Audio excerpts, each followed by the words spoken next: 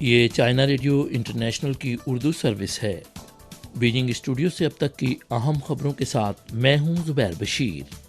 سب سے پہلے خاص خبروں کا خلاصہ۔ ہانگ کانگ خصوصی انتظامی علاقے کی حکومت ہانگ کانگ کے معاملات میں مداخلت کرنے پر امریکی کانگریس کی شدید مذمت کرتی ہے،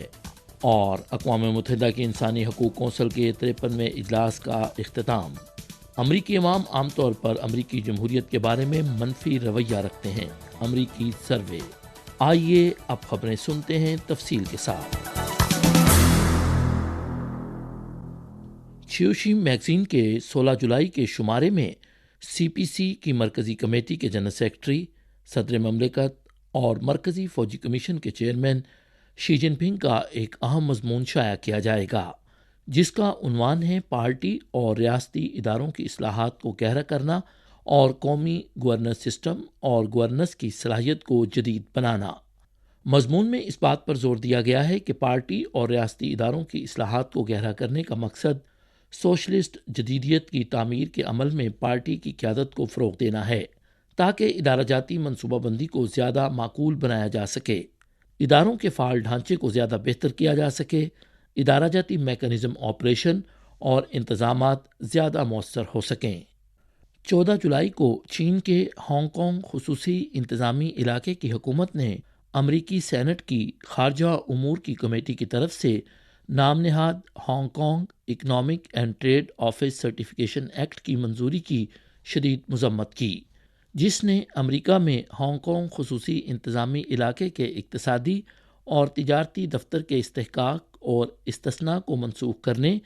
اور یہاں تک کہ دفتر کو بند کرنے کی وکالت کی۔ اس فیصلے کو ہانگ کانگ کے معاملات میں سراسر مداخلت قرار دیتے ہوئے ہانگ کانگ خصوصی انتظامی علاقے کی حکومت نے ایک بار پھر پوری سنجیدگی کے ساتھ امریکہ کو بین الاقوامی تعلقات کے بنیادی اصولوں کے مطابق ہانگ کانگ کے معاملات میں فوری مداخلت بند کرنے کی تاکید کی۔ ہانگ کانگ خصوصی انتظامی علاقہ عوامی جمہوریہ چین کا ایک ناقابل تقسیم حصہ ہے۔ ہانگ کانگ کے قومی سلامتی کے قانون کو نافذ کرنے کا ایک اہم مقصد ہانگ کانگ خصوصی انتظامی علاقے کے قانونی نظام اور قومی سلامتی کے قوانین کے نظام کو بہتر بنانا اور ہانگ کانگ خصوصی انتظامی علاقے کی خوشحالی اور استحکام کو برقرار رکھنا ہے۔ ہانگ کانگ خصوصی انتظامی علاقے کی حکومت ہانگ کانگ کے قومی سلامتی کے قانون کو غیر متزلزل اور جامع طریقے سے نافذ کرتی رہے گی اور قانون کے مطابق قومی سلامتی کو خطرے میں ڈالنے والی کارروائیوں اور سرگرمیوں کو روکے گی اور سزا دے گی۔ 14 تاریخ کو برطانیہ میں چینی سفارت خانے کے ترجمان نے برطانوی پارلیمنٹ کے ہاؤس آف کامنز کی جانب سے چین سے متعلق ایک رپورٹ کے اجراء پر نامہ نگاروں کے سوال کا جواب دیا۔ ترجمان کا کہنا تھا کہ یہ ایک جھوٹی اور بے بنیاد رپورٹ ہے، جو حقائق کو توڑ مروڑ کر پیش کرتی ہے اور چین کو بدنیتی سے بدنام کرتی ہے۔ ہم اس کی سختی سے مخالفت کرتے ہیں اور اس کی شدید مذمت کرتے ہیں۔ پہلی بات تو یہ ہے کہ چین نے ہمیشہ دوسرے ممالک کے اندرونی معاملات میں مداخلت نہ کرنے کے اصول پر عمل کیا اور برطانیہ میں مداخلت کی ضرورت نہیں ہے۔ دوسرا یہ کہ چین کی سائنس اور ٹیکنالوجی نے تیزی سے ترقی کی ہے۔ ہم چوری یا ڈکیتی پر انحصار نہیں کرتے، بلکہ سائنسی اور تکنیکی کارکنوں کی ایک بڑی تعداد سمیت تمام چینی عوام نے دانش مندی اور خون پسینے سے جدوجہد کی ہے۔ چین دنیا میں دانشورانہ املاک کا ایک بڑا خالق ہے اور دانشورانہ املاک کے تحفظ کے لیے پرعزم ہے۔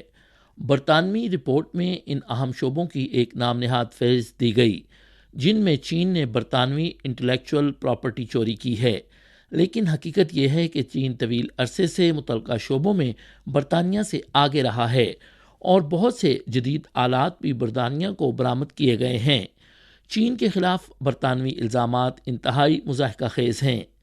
تیسری بات یہ ہے کہ برطانوی رپورٹ میں چینی کاروباری اداروں، شہریوں اور سمندر پار چینیوں کو جاسوس اور عام اہلکاروں کے تبادلے کو سیاسی دراندازی قرار دیا گیا ہے، جو صرف یہ ظاہر کر سکتا ہے کہ رپورٹ کے مصنفین چین کے خلاف گہرے تعصب کا شکار ہیں اور ان میں خود اعتمادی کی شدید کمی ہے۔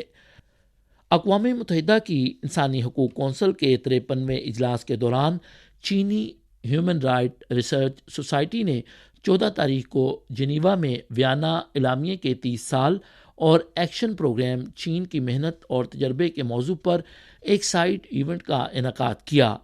انسانی حقوق کے شعبے کے ماہرین اور اسکالرز نے اعلامیے اور پروگرام آف ایکشن پر چین کے عمل درآمد، گزر بسر اور ترقی کے حق کے تصور، انسانی حقوق پر بین الاقوامی تعاون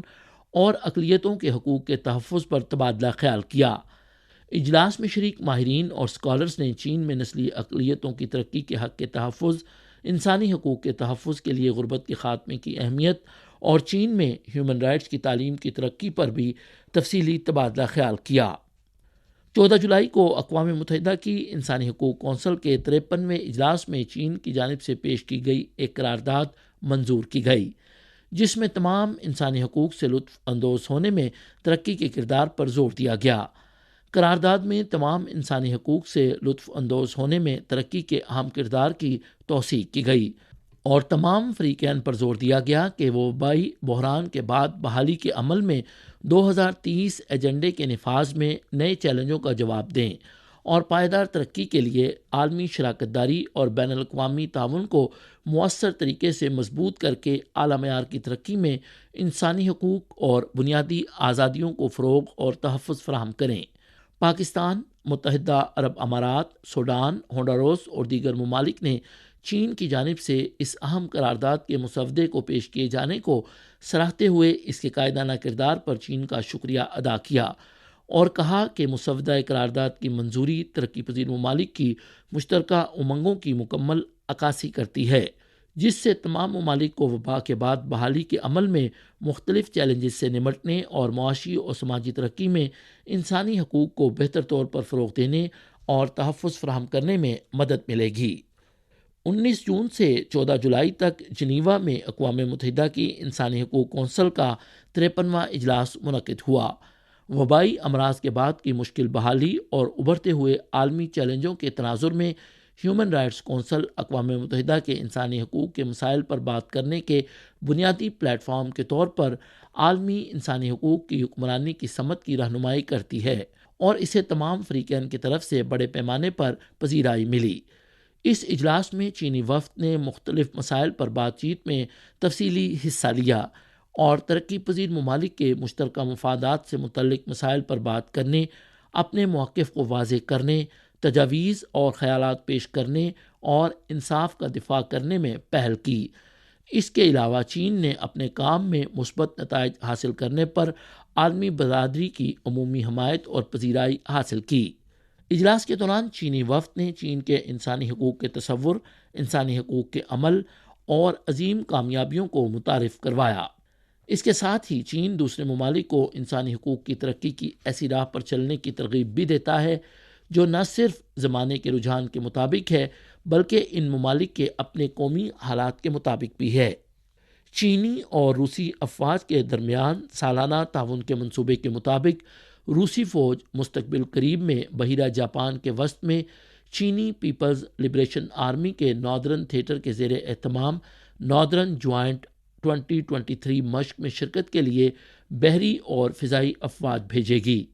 اسٹریٹجک میری ٹائم روٹس کی سلامتی کو برقرار رکھنا کے عنوان سے ہونے والی اس مشق کا مقصد چینی اور روسی فوج کے درمیان اسٹریٹجک کوآرڈینیشن کی سطح کو بڑھانا، علاقائی امن و استحکام کو مشترکہ طور پر برقرار رکھنے اور مختلف سیکیورٹی چیلنجوں کا جواب دینے کی ان کی صلاحیت میں اضافہ کرنا ہے۔ 14 جولائی کو ایسوسی ایٹڈ پریس اور NORC centre for public affair research کے ایک نئے سروے سے پتہ چلا کہ تقریباً نصف امریکی بالغوں نے کہا کہ امریکہ میں جمہوریت اچھی طرح سے کام نہیں کر رہی۔ زیادہ تر امریکی بالغوں کا خیال ہے کہ امریکی قوانین اور پالیسیاں معاشی اور حکومتی اخراجات، اسلحے کی پالیسی، امیگریشن اور اسقاط حمل جیسے معاملات پر امریکیوں کی اکثریت کی خواہشات کی نمائندگی نہیں کرتی۔ 53% کا ماننا ہے کہ کانگریس جمہوری اقدار کو برقرار رکھنے میں قاصر رہی ہے۔ یہ تھیں چائنا ریڈیو انٹرنیشنل کی اردو سروس سے اب تک کی اہم خبریں۔ زبیر بشیر کو اجازت دیجیے۔ مزید خبروں کے لیے دیکھیے ہماری ویب سائٹ، پتہ ہے urdu.cri.cn۔